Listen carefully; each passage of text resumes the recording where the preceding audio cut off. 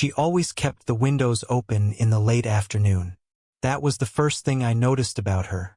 How sunlight liked her more than it liked anyone else. I wasn't supposed to be in that part of town. I'd taken a longer route home, pretending to need fresh air. But really, I just wanted to pass her place again.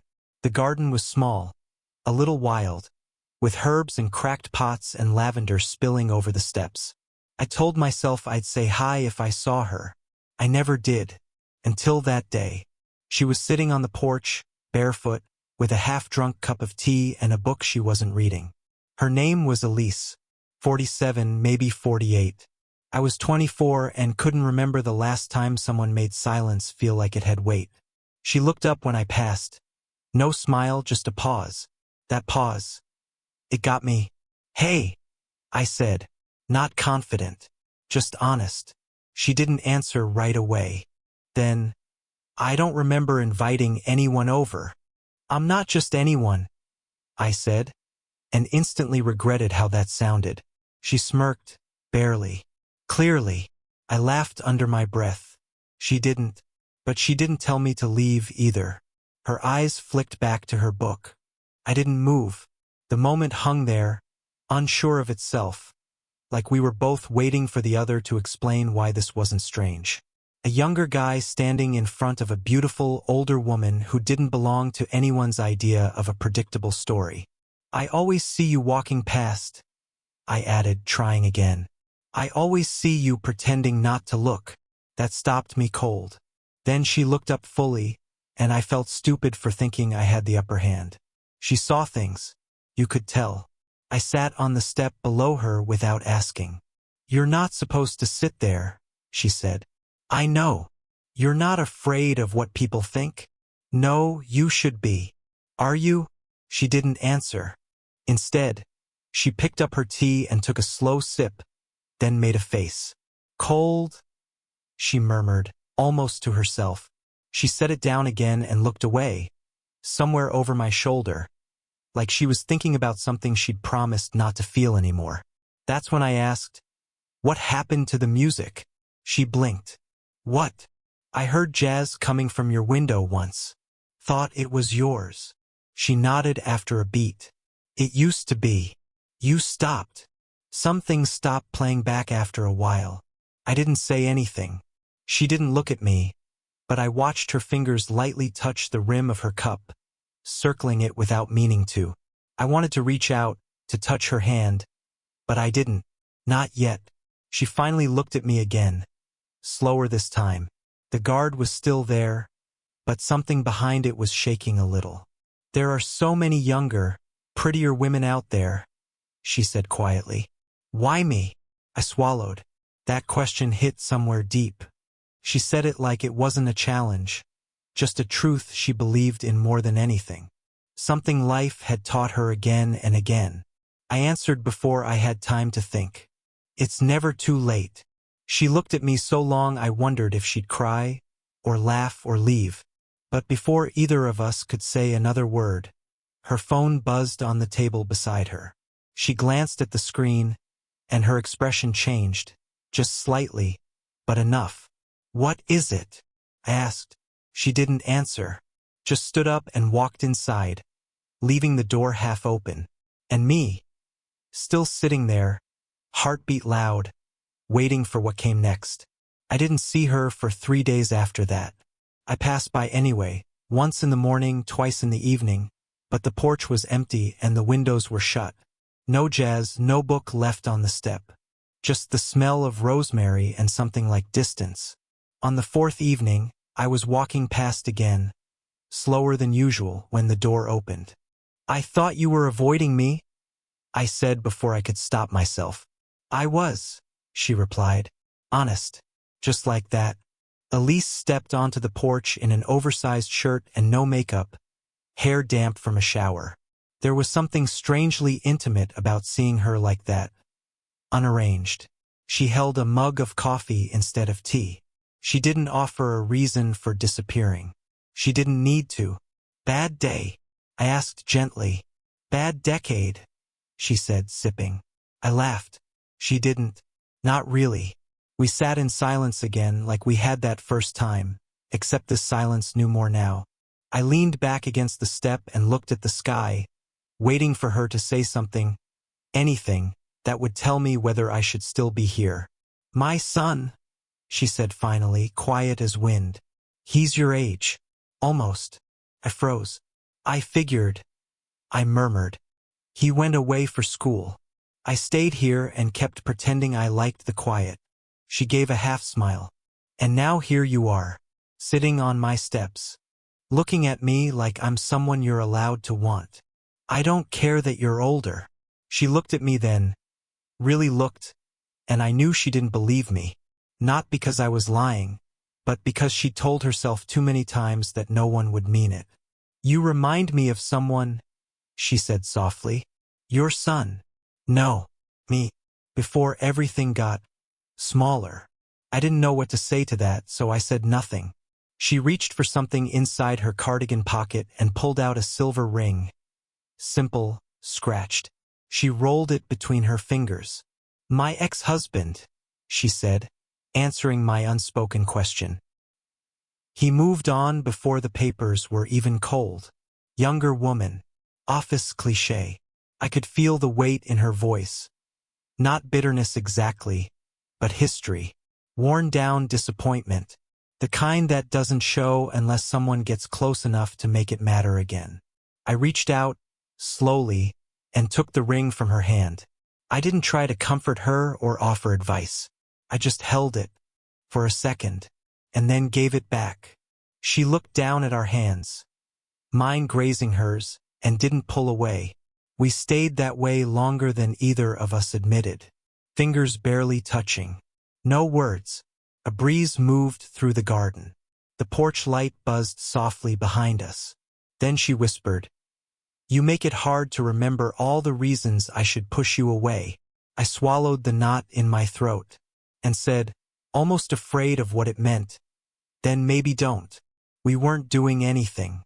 That's what I told myself when I showed up again the next night. And the one after. Just talking.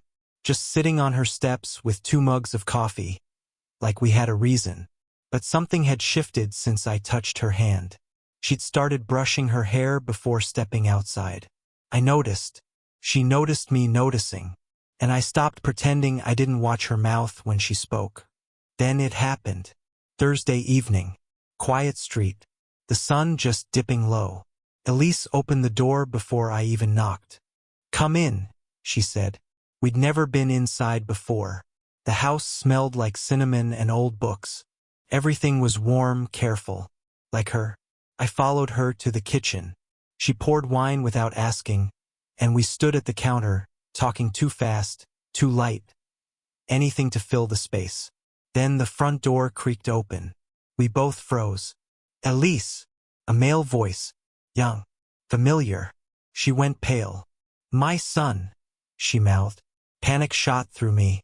She pushed me toward the hallway with a trembling hand. "Go upstairs, second door. Bathroom. Just stay there." I hesitated. She didn't wait for agreement. Just turned and met her son in the hallway like nothing was happening. From the bathroom, I heard muffled voices. Casual, cheerful. Hers too bright to be real. I stared at myself in the mirror. A 24-year-old guy hiding in a bathroom like some teenager. I wasn't scared. I was ashamed. And somewhere beneath that, angry. Angry that I had to hide. Angry at whatever world told her she was too old for this. For me. 10 minutes. Maybe more. Then a soft knock. "It's clear," she whispered. I stepped out. We didn't speak as I walked past her. I almost left without turning around. But I did. And she was still standing there, arms crossed tight, guilt written all over her. "I didn't know he was coming," she said. "I would have told you not to. You didn't want to be seen with me." She flinched. "It's not like that. Isn't it?" She opened her mouth, closed it. "You don't get it, do you? I'm not a mistake, Elise." "No," she said quietly. "You're a temptation." We stood in the hallway close enough to touch. I could see the pulse in her neck, feel the heat between us. My fingers moved, reflex, instinct, until they were brushing the edge of her wrist. She didn't pull away. "I shouldn't want this," she whispered. "Then stop me." Her breath caught. My face moved closer. We were one breath apart. But then her phone buzzed. Again. Same buzz as before. She pulled away like she'd touched fire. "I can't do this," she said, turning from me. I stood there, lips still parted, hands empty. The room shrank. The air thickened. She wouldn't look at me, so I left. But the echo of almost lingered behind us. I didn't go back for 2 days. Not because I didn't want to, because I wanted to so badly it made my chest ache. But she had pulled away. Again. And this time it felt final. I kept replaying it in my head. The way her wrist leaned into my fingers, how close our faces got, and how fast she turned once the phone buzzed. Like she'd remembered something. Or someone. By the third night I cracked. I walked past her house. No lights. No jazz. But her car was there. I stood across the street, hidden in the shadow of a neighbor's fence, just watching. What was I doing? Stalking her? Obsessing? I turned to leave. Then the porch light flicked on. She stepped out. In a robe. Barefoot again. She looked straight at me. Not surprised. Not startled. Like she'd felt me there the whole time. I crossed the street slowly. My hands were shaking and I hated that she could probably see. "Elise," I said. She didn't answer. "Elise," I repeated. "I'm not going to pretend anymore." A long pause. Then, "You were never pretending. That's what scares me." "What is this to you?" I asked, stepping closer. "A phase? A mistake? Something to keep secret and hope dies quietly?" Her arms folded tighter around herself. "You're too young," she said. "You'll leave eventually. You'll want someone your age. Someone who doesn't have history." "I don't care about your history. You don't know what you're asking for. You think I'm just a kid who wants to kiss you and then run off to someone safer?" "Yes," she said sharply. "Yes, I do. Because it's easier to believe that than to admit what I—" She stopped herself. My voice dropped. "What?" She looked away. "Don't. Say it." "No, Elise." I stepped up onto the porch. "You don't get to shut the door when we're this close." She backed up until she hit the wall beside the door. My hand found hers again, this time deliberate. This time sure. "You think I don't see you?" I whispered. "I see the way you hold your breath when I sit close. The way your voice softens when I talk about nothing. I see it, Elise. I feel it." "You shouldn't," she said. But her voice was breaking now. "You shouldn't feel this." "I do." Her breath hitched. Then her phone buzzed again. She closed her eyes. Her grip tightened around my hand. "Who is it?" I asked low. "That call the other night. Is it someone you're still tied to?" She didn't answer. Didn't have to. "I'm not asking for forever," I said, almost pleading now. "Just stop pushing me away like you're doing me a favor." She looked up at me with glassy eyes. Then suddenly, she leaned in, her lips just inches from mine. I could feel the warmth of her breath. "I'm so tired of being afraid," she whispered. And just as I leaned forward, the porch door creaked open behind us. The door creaked wider. Elise, her son. He stood in the doorway, barefoot, holding a half-eaten apple, blinking like he hadn't fully processed what he was seeing. Then his eyes narrowed. Her. And me. At our hands, still caught together like we hadn't let go fast enough. I stepped back first. "Elise," he said again. But this time it wasn't a question. It was disbelief. She turned her face away like she'd just been slapped.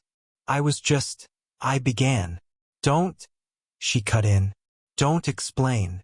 But her son was already piecing it together. His jaw clenched. "You're kidding me, right?"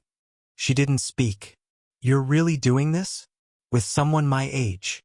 His voice cracked in the middle. A strange mix of betrayal and disgust. I wanted to disappear. I hated myself for standing there, for letting it happen this way. But more than that, I hated that she looked so small now. So ashamed. I need to go, I said quietly. No, she said, turning to me suddenly. No, stay. Her son looked between us. Are you serious? Let me explain, she said. But the damage was already done. I saw it in his eyes. He looked at me, then back to her. Is this why you barely call? Why you never came to visit after Dad got remarried? You've been busy. That's not fair, she whispered. No, he laughed once, bitter.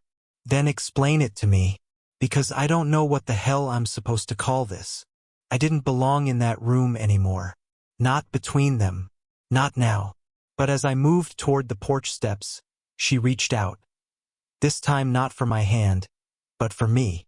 Her voice shook. Don't leave. My chest ached. Elise, I can't keep pretending this doesn't matter. That you don't. Her son's expression twisted. He matters? You've known him, what, weeks? Don't do that, she said, sharper now. Don't act like you know what I've been carrying. What it's taken just to feel again. The room felt like it had stopped breathing. Then the real twist came. Her son took a breath and said, carefully, You don't even know who he is, do you? She blinked. What? He looked at me, cold, measured. This guy, he went to school with my ex. Elise turned to me. What is he talking about? I opened my mouth, but I couldn't lie. She and we were never serious, I said. It was barely anything. I didn't even know she was your son's. Elise stepped back like I'd hit her. You knew? She said, her voice hollow. I didn't at first. And when I realized, you didn't tell me. My silence answered for me. She looked between the two of us. A hand pressed to her chest like she needed to hold something in. You need to leave, she said, not looking at either of us. Elise, now. The door closed before I could say another word. And for the first time, I wondered if I'd ruined everything beyond repair. She didn't answer my calls. Not the first night. Not the second. I stood outside her house again, staring at the porch that had once felt like ours. I knew she was home. Her car was there. One light was on upstairs. But everything else was dark. I left her a note in the mailbox. 2 lines. I never meant to lie, but I meant every second I spent with you. No response. By the 3rd day, I was done waiting. I knocked, and knocked again. The door opened slowly. Elise stood there, hair pulled back, face pale. She didn't say anything. I stepped in, uninvited. You said I made you feel something again, I said. Was that a lie? No, she said softly. Then why are we here? Because I don't know how to want this without hating myself after. Her voice cracked on the word hating. You're not the one who should be ashamed, I said. I should have told you. I didn't because I didn't want to lose this. But I never used you. I never played a game. She turned away from me, rubbing her temples. I've spent years being someone's second choice, she said. Their regret, their midlife crisis. And now here I am, falling into someone half my age who I thought maybe, just maybe, saw me as more than a season. I stepped closer, my voice shaking now. You're not a season. You're a storm I never wanted to leave. She laughed under her breath, bitter. Jesus. I love you, I said, quiet, steady. She looked at me like I'd just thrown a match into gasoline. You don't know me, she said. I know you breathe in before you lie and hold your coffee like it keeps you safe. I know you sleep with the radio on but turn the volume so low it's just a whisper. I know you act like silence doesn't hurt, but it does. She was crying now. Barely. I kept going. I know you're scared of being loved by someone who doesn't have baggage. But I do. I have my own mess. I'm not here to fix you. I'm here to choose you. She looked at me like she didn't want to believe me, like believing would be worse than walking away. I'm not asking for forever, I said. Just for right now. Just Don't close that door on me again. Her hands trembled at her sides. I didn't move. Then, slowly, she stepped forward and pressed her forehead to my chest. Her fingers curled into my shirt. And we just stood there. No kiss. No big declarations. Just her breath on my collarbone. Her tears soaking through fabric. And the way she whispered, barely audible, "You're not the mistake. I am." I closed my eyes, held her tighter. "You're not," I said. "You never were." The way she let me stay, the way she made tea at midnight without asking how I liked it, the way her hand found mine under the kitchen table and just rested there. That was enough. We didn't rush into anything. Days passed. Then weeks. Her son didn't visit again. We both knew there were things left unsaid between them, but she didn't push it. Neither did I. Some nights we talked until 2 in the morning. Other nights we barely said a word. And still there was comfort, quiet, healing, a rhythm that wasn't perfect but ours. We started meeting halfway. I didn't always come to her porch. Sometimes she came to mine. She wore jeans and no makeup. I didn't try so hard to prove I was mature enough. I stopped calling her Elise, like I was trying to impress her, and started saying her name like I meant it. There were still moments, still shadows. Once, I caught her staring at herself in the mirror longer than usual. She tugged at her blouse, frowned at a wrinkle near her eyes. When I came up behind her and touched her waist, she flinched, just slightly. "You'll change your mind," she murmured. "I already did," I said, kissing her shoulder. "I changed it the moment I stopped seeing you like a chapter and started seeing you like the whole damn book." She smiled at that. A real one. We never got easy, but we got real. And slowly the story stopped being about why not, and became about why not now. Months passed. Spring turned to summer. Her garden bloomed wildly, like it finally stopped holding itself back. She put jazz on the radio again. I asked her once if she was still afraid. "Every day," she said. "But it doesn't stop me anymore." Then she looked at me and said the words I didn't even know I'd been waiting for.